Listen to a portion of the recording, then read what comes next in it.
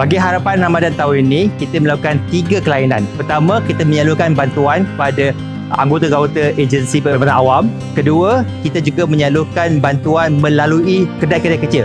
Lebih 100 projek kecil akan digunakan untuk menyalurkan bantuan. Dan ketiga, kelainan yang kami lakukan ialah untuk memberikan wang bantuan kepada peniaga-peniaga kecil untuk mereka memulakan perniagaan di bazar Ramadan.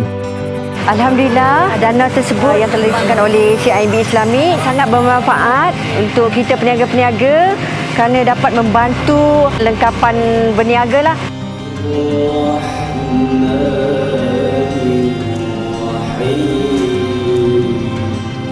CIMB buktikan pada hari ini, social responsibility of business is not only to make profit but also to empower society and to help others. InsyaAllah.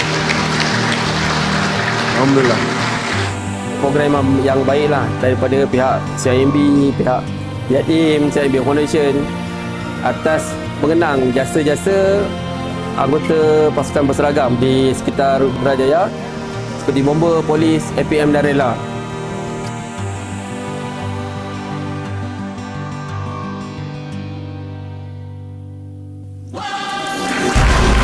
Alhamdulillah, CIMB Islamic Bank dan CIMB Foundation pada tahun ini menyalurkan sejumlah 2.22 juta bagi tujuan harapan Ramadan tahun 2026.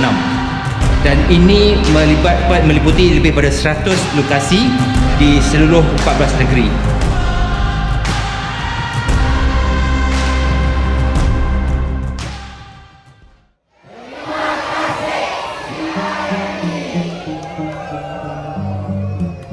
Thank you so much for spending your Saturday morning.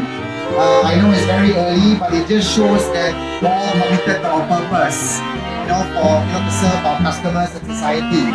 So I'm extremely, proud and grateful that everyone is here today. Get to know the children that you'll be taking around, and then just let it flow, right? They will know what they want, but you can also encourage them to go and get things that are beneficial to themselves.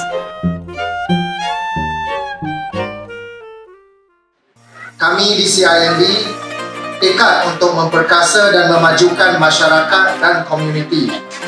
Bukan sahaja melalui perkhidmatan kewangan, tetapi juga melalui kerjasama komuniti yang bermakna. CIMB telah menyediakan berbagai program yang memfokus kepada aspek pendidikan dan pembangunan ekonomi seperti program My Guru Genius Madani oleh Learning Port, program Closing the Gap oleh Yayasan Tunku Abdul Rahman, program keusahawanan CIMB Islamic oleh Taylors dan Yayasan Belia Malaysia, dan program CIMB Micro Biz Ready.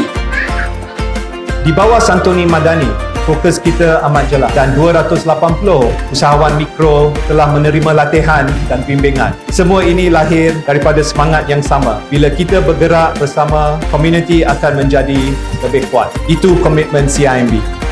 Hadir secara konsisten, bantu hari ini dan bina peluang untuk esok. Bagi tahun 2026, komitmen kami tidak akan terhenti di sini saja. Kami akan memperkenalkan inisiatif baru demi memperkukuhkan pendidikan masa depan anak-anak kita. Selamat berbuka puasa kepada semua.